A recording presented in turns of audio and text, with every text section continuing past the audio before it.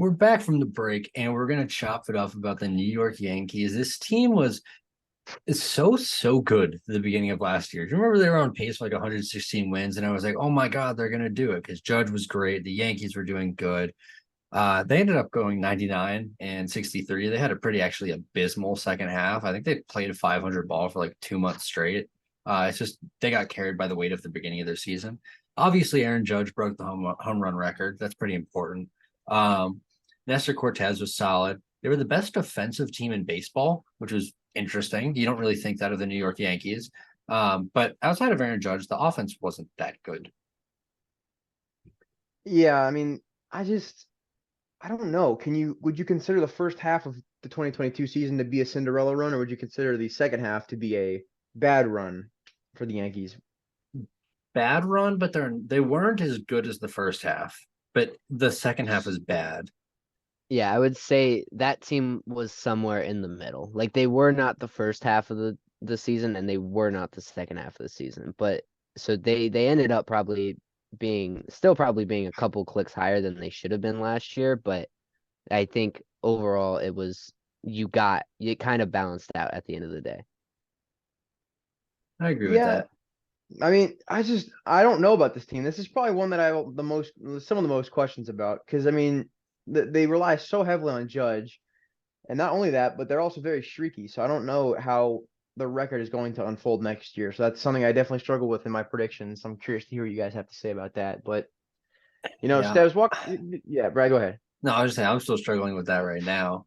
I Yeah. am as well. I for me, I think it's gonna be the young guys coming up that are gonna be the real X factors for this team. Um, but let's go over their offseason. So they lost Andrew Benintendi. He heads over to the White Sox. Matt Carpenter heads over to the Padres. Miguel Castro heads over to the Diamondbacks. Aroldis Chapman heads over to the Royals. Chad Green goes to the Blue Jays, and Jameson Taillon heads the Cubs.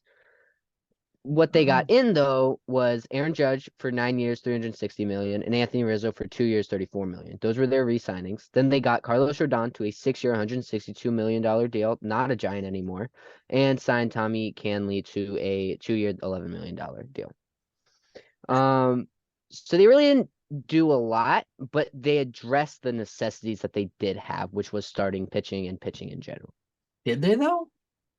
Like Well, they they did. they okay. Their offense is literally the exact same as last year. I It mean, won't yeah, be though. It won't but be it because won't we'll be talk about a because they guy. do We'll have the talk about young a guy. guys. Yeah, but I'm saying like they didn't actually go out and add any offensive pieces. Well, what offensive piece did you want them to add? I Maybe mean, not Josh Donaldson at third base. Maybe yeah. not or Aaron Hicks in left Who was field. what? They were gonna go get like Justin Turner, Why or who not were they gonna go out and get? trade someone? There's Brendan Drury. Could one of the Brennan Drury, Brian Reynolds, guys that would kind of fit into this lineup. I mean, this is a team that has now this minor league talent that they could actually, use to trade for stars, or they could, give them the chance to come up. But that's a different story. That's not what the Yankees do. They go Yeah, out and buy people. So if they're going to stick to that identity of, going out and buying out, they now have the pieces to do it. So I mean, they were one of the people in the Juan Soto sweepstakes because they had so many, like pieces to trade. hmm. I mean, you do have young guys coming up like Oswald Peraza and Anthony Volpe. Maybe shift one of them over to third. I don't know how they play at third, but just an idea I'm throwing out there. So there are avenues they have with these young guys that are coming up, and they have two very, very good shortstops. Three technically, if you want to add in Isaiah kind of for Leffa. But you have three really good shortstops and only one shortstop position. So there is avenues to try and slide one of them to second, slide one of them to third, stuff like that.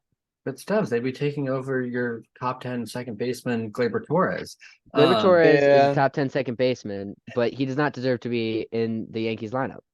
um, Um, no, but I was also going to say, I think Benintendi didn't play great for the Yankees last year. He was hurt when he was with them, but it was actually a fairly decent loss. Like a healthy Andrew Benintendi is like 110 OPS plus. Like it's nothing like huge, but it's still like we're going to talk about it with the White Sox in a couple episodes. Like he's a very quality bat. He's nothing extremely good, but he's quality. He hits for average, and some balls are just going to go out because it's New York. I feel like the offseason losses almost, I'm not gonna say they outweigh the end because Aaron Judge is worth everything, but they did lose some pretty important pieces. I mean, Matt Carpenter was one of the best, platoon bats in the league. Jameson Taillon, Chad Green were both very effective, and Andrew Benintendi, like you mentioned, was pretty consistent day in and day out. He was pretty like, I don't know. I don't know if this team is better or worse than last year. I I can't. So agree. I I would can't. say like addition by subtraction. I would say that's kind of what they ended up doing. I wouldn't say it's like the best addition, but you did go out and get two or I guess three top of the line players because you did retain Judge, Guy Rodon, you have Anthony Rizzo, Tommy Canley, but you lose out on more depth pieces, kind of like Andrew Benintendi, Matt Carpenter, Aroldis Chapman, even though he was not very, very good last year, Jameson Taillon, Chad Green, and Miguel Castro. So you're losing out on depth, but you're adding star power, which is kind of what you guys were talking about them going and doing, but they just kind of did it in kind of a roundabout way, I would say. But the thing is, they're putting out the same team. Like they're putting out the That's fair. same stars as last year, which wasn't the issue. Judge and Rizzo weren't the issues last year. It was the people behind them in the lineup that were the issue. And Yeah. obviously, Rodon's a huge ad, but right now he's hurt. And we don't know how much of a form issue it's going to be. Is it going to be just a month or is it going to be an entire season? Because those two stories are very, very different from the New York Yankees right now. Yeah, I mean, I remember looking at this rotation and rivaling it up against the Mets for the best rotation in baseball. But now, yeah, Clark Schmidt at the fifth. Frankie Montas. That trade is aging horribly. I mean, he's been terrible for Well, the he Yankees. was Absolutely, hurt the whole time. that's what I'm saying. Like Yeah. the trade has not aged well. I mean, the A's. I don't know if they got like a crazy player back, but Frankie Montas has not done much for the Yankees at all in his time in New York. Yeah, I think the A's got JP Sears and Ken Waldachuk. Um, but the Yankees also got Lou Trevino in that trade, who's also injured. Um, right now the rotation for the Yankees is Garrett Cole at the helm, Nestor Cortez is the two, Luis Severino as a three. That's a solid 1, 2, 3 still. Yeah, Like if you add Rodon to that, that's why we talked about it being one of the best rotations in baseball, because feasibly Cole and Rodon could finish 1 and 2 in Cy Young voting. Like yeah. it's not a far stretch thought to believe that. Their four right now is Domingo Herman, who has been iffy, and Clark Schmidt is the number 5, who's looked solid through spring training, in all honesty. But then again, it's spring training, and it's never really clicked on the major league level. I mean, the story of the starting rotation is going to be Carlos Rodon and Frankie Montas, no matter what happens with the rest of them, because, I mean, those are two very, very important pieces that they are now missing. I mean, you know what you're going to get out of Cole. Nestor Cortez was sensational last year.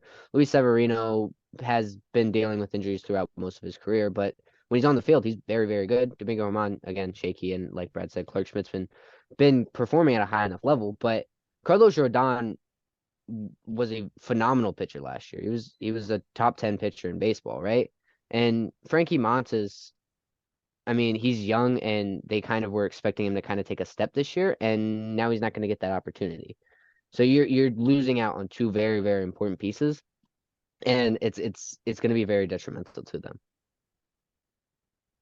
Yeah, I like the rotation. It's decent, but it's not good. I know it's good. It's not great. Sorry. It's good, but not Yeah. great, what it was supposed to be. And if you have a good but not great rotation, I think it's a very good bullpen. It's names we don't know, but they're good. The Yankees are good at making good bullpen arms. And then what's the lineup? It's like this is a very high volatility team in my eyes. Yeah, I think there's a lot that could go wrong, especially considering, I mean, how many players on this roster are already injured. I mean, let's count them up. 1, 2, 3, 4, 5, 6, 7. 7 players on this roster are already injured. That's kind of a problem. I mean, you're not supposed to have, I mean, it's spring training. Like, it's very early for this many guys to be injured. So, I mean, it's definitely something to be a little concerned about. But I do like this rotation and bullpen. I mean, the Yankees have been like the Bronx Bombers this whole time, but now I think their strengths are on the pitching side of the ball. And the defense. Yeah, which is just completely opposite of what they usually do. But it might work for them. I don't know. Yeah. And Um, then Stes, what's the bullpen? so you got Clay Holmes, Jonathan Loaizaga, Michael King, Wandy Peralta, Ron Marinaccio, Greg Weiser, Matt Crook, and Albert Abreu. They have Scott Efros, Lou Trevino, and Tommy Canley all injured. Like Tom said, that's a lot. That's 3 bullpen pieces and 5 starters. And we haven't even gotten to the lineup. Or that's 5 total pitchers overall. So 2 starters, 3 relief pitchers. We haven't even gotten to the lineup yet. Yeah. So that's very, very bad, especially since opening day is in what, like 12 10 days? days, 10, Yeah. 12 days. Yeah. Not So ideal. not at all. And then, like, obviously, they've made Clay Holmes very good. He's solid. Michael King was really, really good last year until he got hurt. Johnny Lasagna is pretty good. It's just Wandy Peralta also solid. Like, these are good bullpen arms. It's just, and there's even reinforcements. But Efros is out for the whole season. He got TJ. Tommy Canley, he was with the Dodgers last year and he was hurt almost the entire season. I think he only threw 11 innings. He was good in those innings, but and when that's your second biggest acquisition, not re-signing of the offseason. Like, you can't have him be out for half the season. I mean, there is depth in this bullpen. I might have to go against you on this, but those are pretty big names that are out. I mean, Scott Efros was supposed to be pretty good for the Yankees. I mean, that was a big trade last year. Lou Trevino and Tommy Kahnle are both guys that have shown in the past that they can be that guy. But I mean, there's depth in this bullpen. I think there's guys that could fill in, like you mentioned, the names we don't really know yet, or that we're unfamiliar with. They're good at developing, and I think that they're going to capitalize here. I don't think this is their weak spot for sure. Agreed. This might be their No, it's strongest definitely spot. not. Yeah. I mean, I think we can all agree that their strongest spot would have been their rotation if Rodon and Montes did not go down. Mhm. In the bullpen, I think there's gonna be a consistent bullpen. They're gonna go out and they're gonna get their job done. And I mean, and then we got to get to the lineup. So they got Gleyber Torres at second, Aaron Judge at center field. Anthony, I don't think Judge will be center field. Judge will He is right be. now because Bader's injured. Oh, that's fair. Anthony Rizzo at first, Giancarlo Stanton at DH, Oswaldo Cabrera in right field, Josh Donaldson at third, Aaron Hicks in left, Jose Trevino behind the dish, and Oswald Peraza at shortstop. Like Brad mentioned, Harrison Bader and Ben Rordfit are are both injured. Like I kind of mentioned earlier, I think the Yankees are really gonna ride on the young guys. Whether Volpe comes up or not, at what time. When during the season he does come up, I think he's going to be a very big piece. Oswald Peraza is a very big piece, and Oswaldo Cabrera is a extremely big piece. I agree. And I don't think you've mentioned the bench yet, but one of the big names we didn't even get to talk about was DJ LeMahieu, who's on the bench right now. I think DJ LeMahieu is going to be a big role player on this team. I think he could take the third base spot from Josh Donaldson if Stanton's going to get hurt. So there's playing time right there. You can send Rizzo to DH, put LeMahieu at first. Judge gets some days off. Any combination like that. Cabrera, Peraza's not playing well. Insert DJ LeMahieu. I mean, DJ LeMahieu's been, like a very pivotal player for this team for like 4 or 5 years now, and he's been good every year. It's just last year was, not what we expected. I don't know if he was dealing with some injuries, but I don't know if he deserves a spot on the bench and not, over Josh Donaldson. I think he probably deserves that spot over Josh Donaldson. But right now we're going into the season with this. I see it possible that DJ LeMahieu takes Josh Donaldson's spots. I see Josh Donaldson being a bench guy later on in the season. The thing is, his defense is actually very, very good, Yeah. which is surprising. But Josh Thompson's third base defense is pretty solid. It's just not third base isn't the most defensive oriented position. Like, you can be a little bit worse of a defender and still be successful at third base. I like Oswaldo Cabrera a lot. He was really good last year. I think he put up a ton of outs above average in like 3 different positions in a very low amount of time. Yeah. Him and Judge in right field, center field is a really good combo. I think the Bader injury, he put up 2 outs above average. Never mind, but it was in 120 attempts at 6 different positions. So that's pretty solid. I think the Harrison Bader injury is already really bad.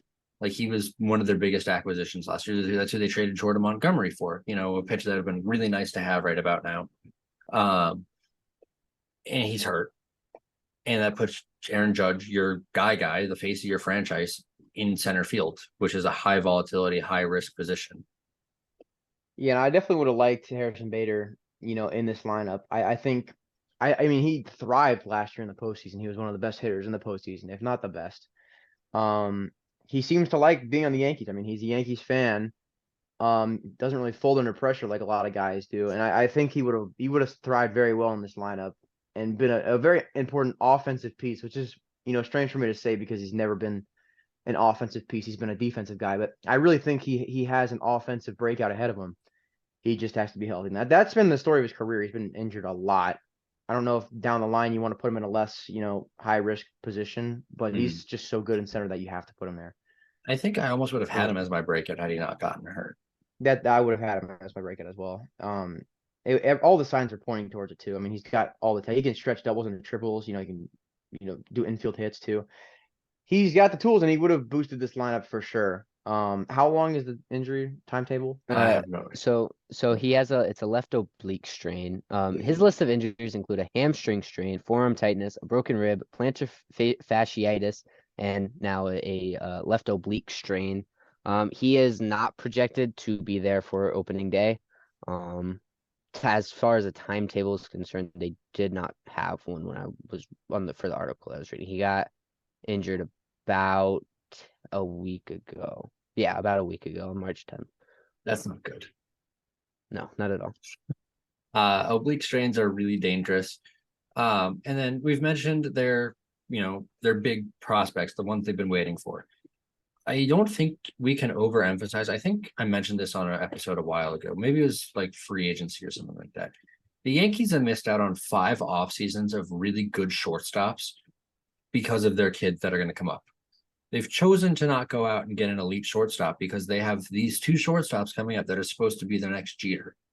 They've got Anthony Volpe and Oswald Peraza. They have to succeed. I don't think there's more pressure on any other player in baseball to succeed than these 2 kids right here. Yeah, I mean, and with that weight on them, Anthony Volpe's still been balling out in the minors. I mean, I don't know about Oswald Peraza. I haven't been watching him as closely just because I think the hype is all on Anthony Volpe right now. Aaron Boone's definitely got a decision to make. I mean, a lot of angry Yankees fans are, pushing Aaron Boone to start him on opening day because Anthony Volpe has been, fighting for that spot this whole time, and he's had a great spring training so far. I think he deserves a spot in this lineup. What do you think? I mean, why not both of them? I mean, yeah, I think. Well, where would you put Volpe if I mean, you're gonna Peraza have was to short? slide 1 to second or 1 to third. Because I Has mean, Gleyber- obviously they both. has I mean, Gleyber obviously played they third? both can't play shortstop, but I mean, Glaber doesn't have to play third. Glaber can play left bench. I don't know, man. I mean, Stev's saying that he's a top 10 second baseman is crazy, but Gleyber had a he bit of a is. bounce back last year. He was actually, a guy that deserves to be a starter on a lineup, I think. I'm just double checking. Yeah, I mean, he was a good hitter. I think maybe he's more of a DH guy this season. I mean, that is that a potential, for a I mean, DH guy? if Stanton's He's not never healthy, played. That's very He's never possible. played third base before I in his mean, entire at the major league level. He's played short and second, and he's been about so atrocious. Volpe's whole evaluation was that he looks like he's going to become more of a second baseman. This is like with Peraza at shortstop, just because of like his yeah, frame, his fielding, his arm. yeah.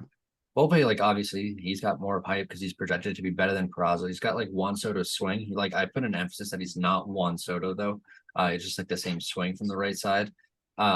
He's well rounded and he's capable of getting under any ball. So like he can launch low pitches. He can, if it's high, he can launch it, anything like that, which is pretty impressive in all honesty.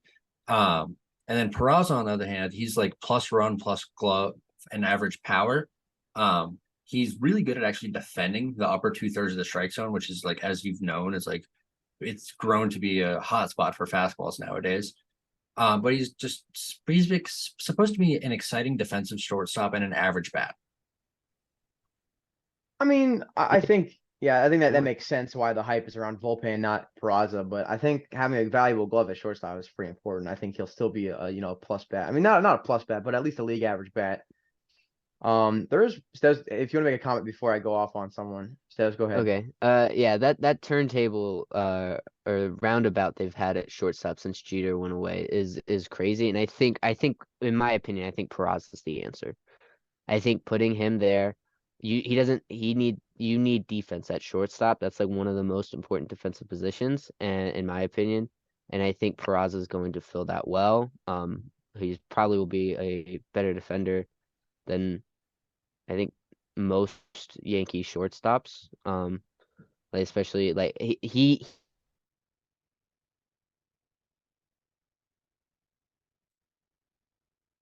second or third, however they want to decide to do that. And then there's the final guy I want to talk about. He's probably not ready for the pros, but he really wants to be in the pros. Probably the most hyped prospect in this system. It's Jason Dominguez. He has his own nickname. I mean, he's called the Martian out there. He's been having arguably the best spring training out of any Yankee in their roster.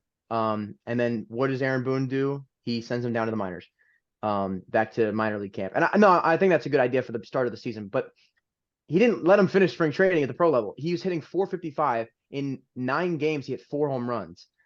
He's elite, man. I mean, he's only 20 years old, but he's been one of the most hyped prospects since he was, taken out of the DR in I think like 3 or 4 years ago. He was 16 when he got picked up by the Yankees. Brad, what do you think, man? I think this is a guy that might. I mean, because Aaron Hicks is your left fielder right now. If he continues, if he starts at AAA and tears up there, or even AA, I think it's He's time gonna to give start him in a Double chance. A. He's gonna Yeah, start in double. Yeah, but the thing is, like, you're upset that he got sent away from camp, but the goal of the end yes, of spring training is to get your major league players the reps. Like the last week no, or so is to get the major league players the reps required to get ready for the season. And I don't think that's something to get upset about. I think I'm that upset about. he's going to be like a solid player. Like we've seen Futures game, he was good. He was okay in the minors last year. I mean, high A ball is like difficult to grade someone on, in all honesty. I guess the thing you can really look at is that he had a 12% walk rate and an 18% strikeout rate. It's just showing signs of like, hey, there's a walk tool here. Um, but it's really difficult to judge someone that's really young on their high A ball profile. Um, I mean I like Jason Dominguez. I really if there was a deal for Soto to head to the Yankees, he probably would have had to have been a part of the deal. Um, and it's just a matter of when I would say. I definitely don't think he's gonna come up this season, Tom. No matter how much you want him to. But I think they're gonna be.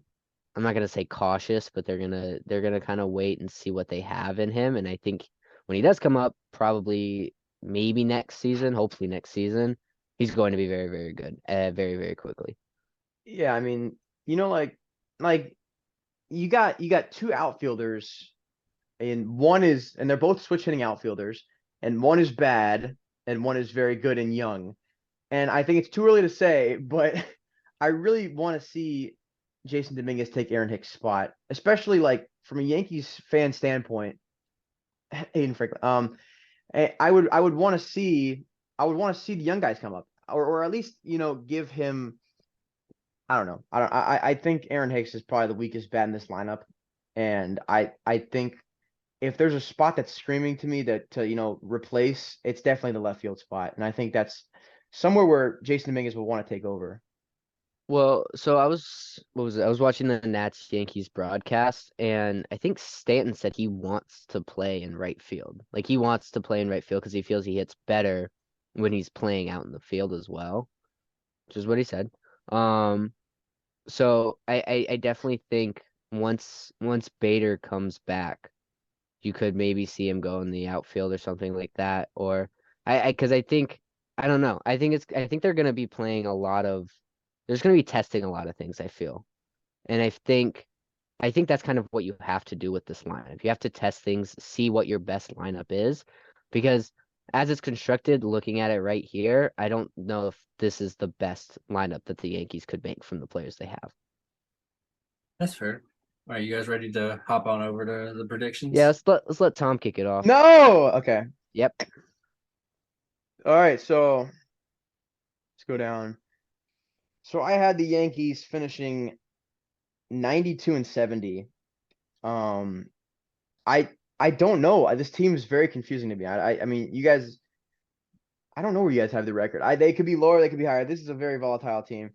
Um, MVP, Aaron Judge. Most important player, Aaron Judge. It's all Aaron Judge. This is the Aaron Judge team. I mean, they're the New York Aaron Judges. They're so reliant on him. You saw what happened when he wasn't in the lineup, or when the team without him. They're not good. As for the Cy Young, I have Garrett Cole is going to pitch 200 innings, probably. Being that top 5 Cy Young conversation. And their breakout, I had Anthony Volpe because I think he will get the call to the majors on opening day. For me, I had them at 95 and 67. Basically, Tom and I just flipped their records, the Blue Jays and the Yankees record. MVP obviously is going to be Aaron Judge. For Cy Young, I have, assuming he's healthy, Carlos Rodon. Breakout, I have Oswald Peraza. I think he is going to be the Yankees shortstop, and I think he's going to do a very, very good job at shortstop. Most important, I also have is Carlos Rodon, because again, you went out, you just signed him for a crap ton of money. You also just signed Judge for a crap ton of money, but Judge is your captain, so he's kind of gonna, what you're gonna get out of him. Rodon, with this injury, you need him in a already depleted starting rotation at this point of the season. You need him to come back. You need him to be healthy. So, this whole episode, I've been like trying to convince myself to like lower their record, but it's not worse than 95 and 67 in my eyes. Like that's what I have them at. I think Steves and I literally just swapped with Tom, like from Blue Jays to Yankees. It's MVP Judge, right? Even if he regresses to his 2021 form, which was still elite, like he's still a very, very good player. And Rizzo is still going to be fine. Garrett Cole is very good. He's Cy Young. He's going to finish top 5, as Tom pointed out. Like there's solid pieces to this team that are going to be there, whether the surrounding parts are good or not. With that said, though, I put their most important as Carlos Rodon or Aaron Judge, depending on what you guys said. But you guys decided to take both of them. So I'll go with Aaron Judge because it's true. If he is elite, like historic again, then that helps the Yankees a ton. I think we kind of forget that this is pretty much the exact same rotation without Rodon that they rolled out last year, and it was pretty successful. The rotation wasn't at any point a bad part of their team. It was the offense that struggled. And even without Rodon, it's still a solid rotation. As I said, it's just not great.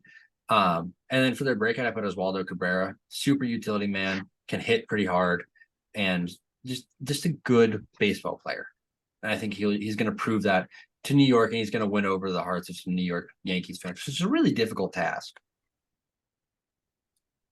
Yeah, I mean, I think the only reason I don't have them higher is because I truly believe that beginning of the season was a fluke and that everything was perfect. Like that was a 2021 Giants type of run up until All-Star break because they were very good.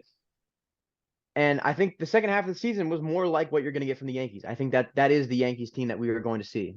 Going about a little or like I think that the second half Yankees are the Yankees. That is who they are, and not the first half Yankees. I think you guys are somewhere more in the middle, but I think that I think it makes more sense to me. I don't know. I'm just expecting the young guys to come up and perform at a high level. That's really what I'm expecting. I think Rodon will come back and he'll be very good when he does come back. For a ceiling, as far as we want to say, what do we feel is the ceiling? Because I would say like 98, maybe Probably about what last 101. season. 101. 101. This guy. It's Judge doing the same thing and Garrett Cole winning a Cy Young award is basically what it is. Fair.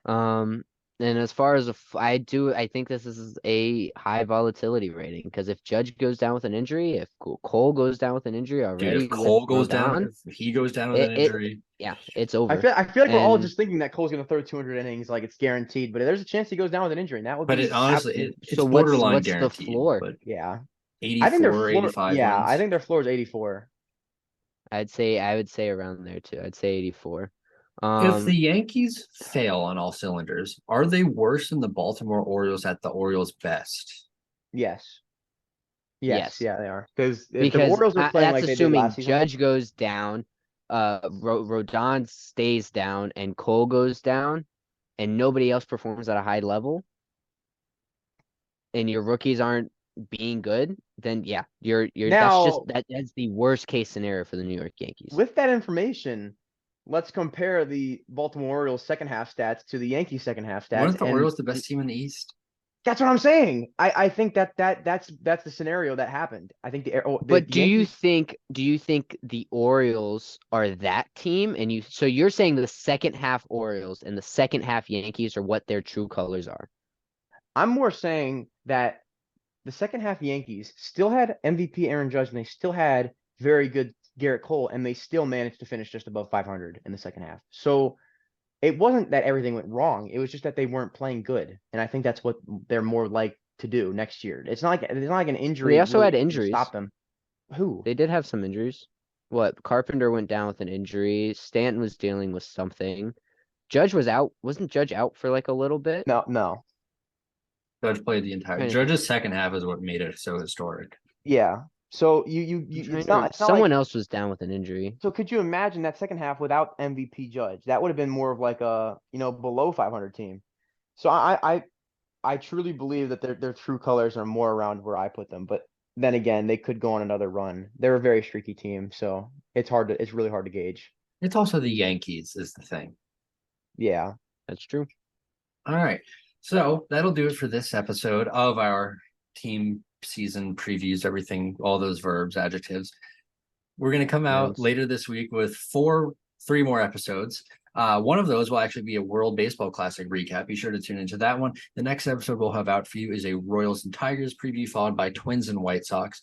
If you want to find our card subject to change predictions, because I feel like we're all going to have to revise these at some point, you can follow all of our social medias, which will be in the description below. We will see you all next time on the 4A Baseball Podcast. Peace.